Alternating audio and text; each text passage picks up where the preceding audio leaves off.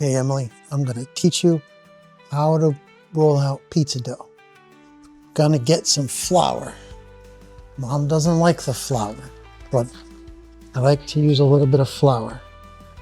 Makes a little bit of a mess, but it's okay. Makes it worth it in the end. And I got a dough right here. Bought it at the store. Take it out of the bag. And I'm just gonna kind of make it into a shape of pizza kind of before I get it into the flour. So it's kind of round, you know, no big lumps, not uneven or anything like that.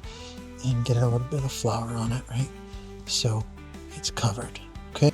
All right, and I'm just gonna work it with my fingertips all the way around the edges, kind of making an edge a little bit before I kind of get going. I'm gonna flip it over and do the same thing, get it all worked out. Make sure everything's, you know, okay there, right? Then get the flour back in the middle there. And then you're just gonna start here and spread it with your fingers and kind of keep turning it and keep going around and around and around.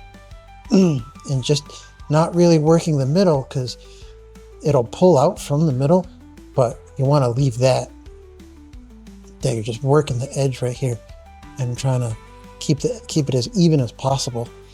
Just going around, and you'll see it get to a point where like, okay, well, I'm ready. I need to stop doing that. Then you can pick it up, and then when you pick it up, you're going to work with your thumbs on the edge and just keep turning it a little bit. You're not working the middle because the middle will stretch all on its own.